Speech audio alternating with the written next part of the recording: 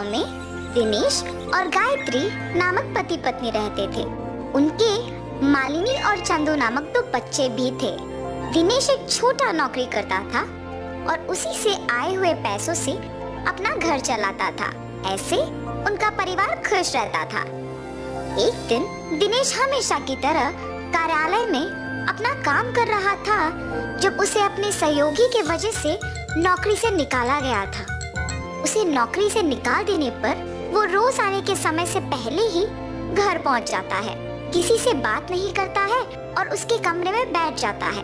उसे ऐसे देख उसकी पत्नी उसके पास जाके पूछती है, क्या हुआ जी, आप ऐसे क्यों हैं? कुछ नहीं।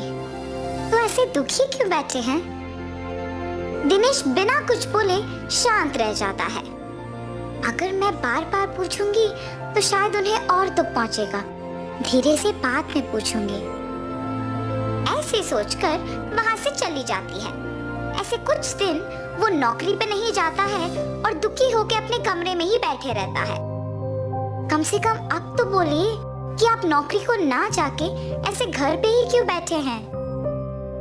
हाँ, इतने दिन नौकरी के वजह से ही अपने परिवार की देखभाल कर पाया हूँ, मगर अब वो नौकरी ही नहीं है। मुझे समझ में नहीं आ रहा कि मैं क्या करूँ। ऐसे बहुत दिन तक अपने पति को किसी से बात किए बिना दुखी रहते देख नहीं पाती है। किसी के नीचे काम करने के वजह से ही इन्हें निकाल पाए हैं ना। खुद से व्यापार करने का कोई तरकीब निकालना होगा, ऐसे सोचती रहती है। हाँ, ये तो एक अच्छा तरकीब है, ऐसे ही करना भला है। ऐसे एक योजना सोच के अपने पति को बताने जाती है। सुनिए, अब आपको ऐसे दुखी रहने की कोई जरूरत नहीं है। सब कहते हैं ना कि मैं रसगुल्ला बहुत अच्छा बनाती हूँ, तो इसीलिए मैं आज से रसगुल्ला बना के आपको दूंगी और आप जाके उसे बेचिए। आपको अब से नौकरी के बारे में सोचने की कोई जरूरत नहीं है। अरे वाह, ये तो बहुत ही अच्छा योजना है। पति पत्नी दोनों उनकी योजना के अनुसार करते हैं। गायत्री रसगुल्ले बनाती है और दिनेश उन्हें बेचने जाता है। व्यापार अच्छा चलने पर और बहुत पैसे आने पर दिनेश बैठ के सारे पैसों का गिनती करते रहता है। पैसे तो बहुत आ रहे हैं। अब से मुझे हर रोज जाके रसगुल्लों को बेचने की कष्ट लेने की कोई जरूरत नहीं है। हफ्ते में एक भी बार जाके बेचूं तो बस है। आए हुए पैसों से खुश रह सकते हैं। ऐसे सोचकर अगले दिन जब उसकी पत्नी रसगुल्ले तैयार करके रखती है तो वो अखबार पढ़ते रहता है। मैंने रसगुल्लों को बहुत पहले तैयार कर दिया है जी, अब तक आप नहीं गए। आज से रसगुल्ले हर रोज बना के रखने की कोई जरूरत नहीं है। मैं जिस दिन कहता हूँ उसी दिन बनाऊं तो काफी है। आज मैं रसगुल्ले बेचने के लिए नहीं जा रहा हूँ। अरे रे, तो फिर आज बनाए हुए रसगुल्ले व्यर्थ हो जाएंगे ना। आज के लिए इनको बेच दीजिए ना। मुझे पूछे बगैर तुमने रसगुल्ले क्यों बनाए? इसीलिए इन्हें बेकारी होने दो। ऐसे गुस्से में उसकी पत्नी से कहता है और उन रसगुल्लों को बेचने बाहर जाता है। तब से उसके विचार के अनुसार ही तभी रसगुल्ले बनवा के बेचने जाता है जब उसे पैसों की जरूरत होती है।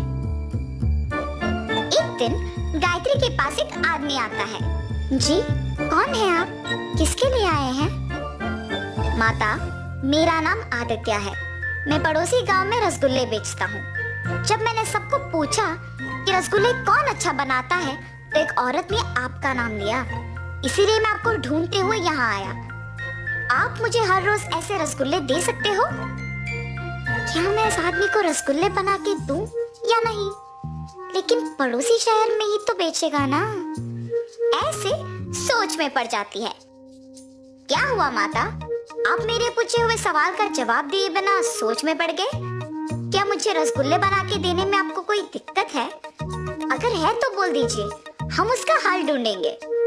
लग रहा है कि ये आदमी अच्छा ही है। अगर मैं इनको मेरे पति के बारे में बताऊंगी तो शायद हम दोनों मिलकर उनमें बदलाव ला सकेंगे। आप किस बारे में इतना सोच रही हैं? मेरे पति भी आप ही की तरह इस शहर में रसगुल्ले बेचते हैं। ऐसे उसको उसके पति के बारे में बताती है और आदित्य सोच में पड़ जाता है। माता, आपके पति को बदलने के लिए मेरे पास एक तरकीब है। मैं निश्चित रूप से उनमें बदलाव लाऊंगा। आप बस मुझ पे भरोसा रखें, रसगुल्ले बना के दे दीजिए। ऐसे वो रसगुल्ले लेकर उसी गांव में दुकान लगा के बेचने लगता है। इतने में पैसों की जरूरत होने पर दिनेश उसके पत्नी से रसगुल्ले बनवा के बेचने गांव में जाता है। सारा गांव घूमने पर भी कोई उससे रसगुल्ले नहीं खरीदता है और उल्टा उससे किसी और के रसगुल्ले के दुकान के बारे में गांव वाले बताते हैं। इससे वो घर वापस दुखी लौट आता है। क्या हुआ जी, आप दुखी क्यों हो? कोई इसी गांव में रसगुल्लों का दुकान लगा के बेच रहा है। गांव वाले उसी से खरीद रहे हैं क्योंकि वो बहुत स्वादिष्ट है। ये सब मेरे ही वजह से हुआ है। अगर मैं हर रोज रसगुल्ले बेचने जाता तो ये दिक्कत नहीं आती। पैसों की कमी ना होने पर मैंने हर रोज जाना बंद कर दिया और कभी कभी ही बेचने जाता हूँ। इसी समय में किसी और ने मौका देखा और हर रोज रसगुल्ले बेचने लग गया। ऐसे कह के तब से हर रोज गांव में जाके रसगुल्ले बेचने लग जाता है। हमेशा की तरह सभी दिनेश के पास नहीं आए, पर भी व्यापार उसका ठीक ही चल रहा था। आदित्य जब गायत्री के बनाए हुए रसगुल्लों को लेने आया था तो वो गायत्री को दुखी देखता है। अरे क्या हुआ माता, ऐसे दुखी क्यों हैं आप? कुछ नहीं जी, मेरे पति के बारे में मैंने तो बताया ना आपको। वो आजकल सुधर गए हैं और हर रोज रसगुल्ले बेचने गांव जा रहे हैं। मगर किसी और ने हमारे ही गांव में रसगुल्लों का दुकान लगाया और इसकी वजह से उनका व्यापार पहले जैसे अच्छा नहीं चल रहा और वो दुखी हैं। माता, आपको याद है मैंने कहा था कि आपके पति में मैं बदलाव लाऊंगा? उस नए दुकान को मैंने ही लगाया। ये सब मैंने आपके पति को बदलने के लिए ही किया। अब जब वो सुधर गए, मैं वापस अपने गांव जाके हमेशा की तरह अपना दुकान चलाऊंगा। आप अब इसके बारे में मत सोचिए। ये कह के उससे रसगुल्ले लेके उस गांव में से दुकान निकाल के अपने गांव में लगाता है। तब से दिनेश के रसगुल्लों का दुकान हमेशा की तरह भीड़ से भरी रहती थी क्योंकि सारे गांव वाले उसी के पास आने लगे। वो तो मेरी किस्मत है कि उस आदमी ने उसका दुकान निकाल दिया, वरना बहुत मुश्किल हो जाता था।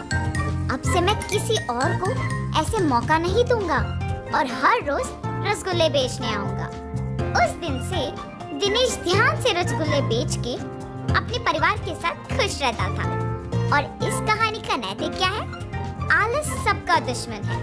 अगर हम हमारा काम गर्व की वजह से ढंग से नहीं करेंगे तो कोई और हमारा मौका छीन लेगा।